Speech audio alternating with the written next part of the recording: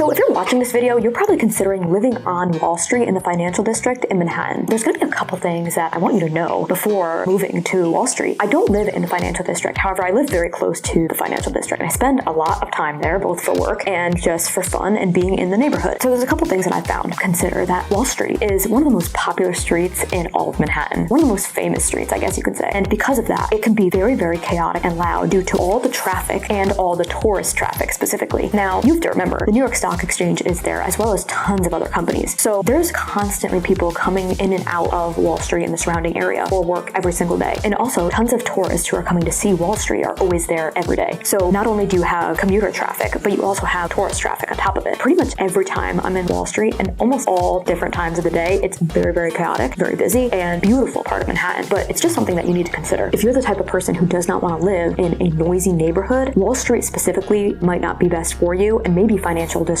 as a whole, just to be honest. Another thing to consider when moving to Wall Street is that financial district is probably the one neighborhood in Manhattan where you're definitely not going to get sunlight in your apartment unless you're in a high rise and your unit is very high up and you're clearing from the other buildings. In the financial district, the streets are very, very close together, and because of that, not a lot of sunlight can get through the neighborhood. Typically when I'm showing apartments in the financial district and on Wall Street specifically, that is always the comment that people make, is that if they're the type of person who is looking to get some sunlight in their apartment, you're almost never going to get that there. I actually shouldn't use the word never because, like I said, if you're in a high rise or if you're on a certain, if you're in a certain angle or something where there is some light getting in, you could get light in your unit, but most of the time, a lot of the apartments that you're going to be looking at are not going to have the best lighting there. So that is something that you also should consider. Now, living in the financial district as a whole could be a little bit isolating because it's all the way in downtown Manhattan. It is literally the most southern neighborhood of Manhattan, the financial district as a whole. So if you're living on Wall Street in particular, you might feel a little bit isolated from everybody else that you know that lives in Manhattan who doesn't live in that neighborhood because you're constantly having to try to go uptown to visit, see everybody else. The good thing is that Wall Street does have great public transportation because there are so many commuters coming in that the neighborhood needs to have really good public transportation. So most trains are going to run through the financial district, and the walk from Wall Street to most trains is only a few minutes. So it's a very good neighborhood for public transportation. So the other thing about Wall Street in particular is that there's really good fast casual quick food options in Wall Street because so many commuters are coming in there for work. So a lot of main places like Dig, I believe Sweet Green is over there, Dos Toros, Chipotle, a lot of those type of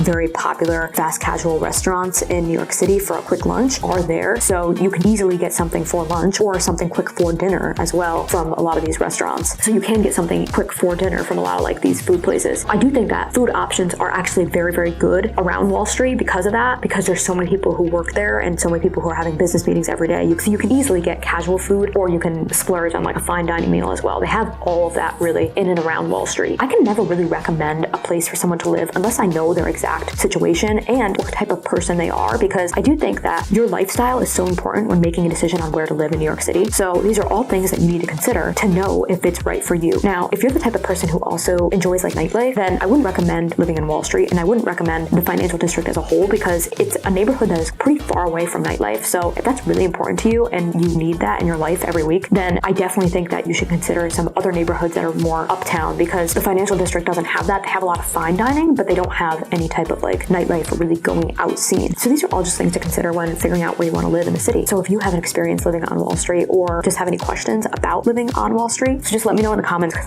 always, I love to hear from you guys.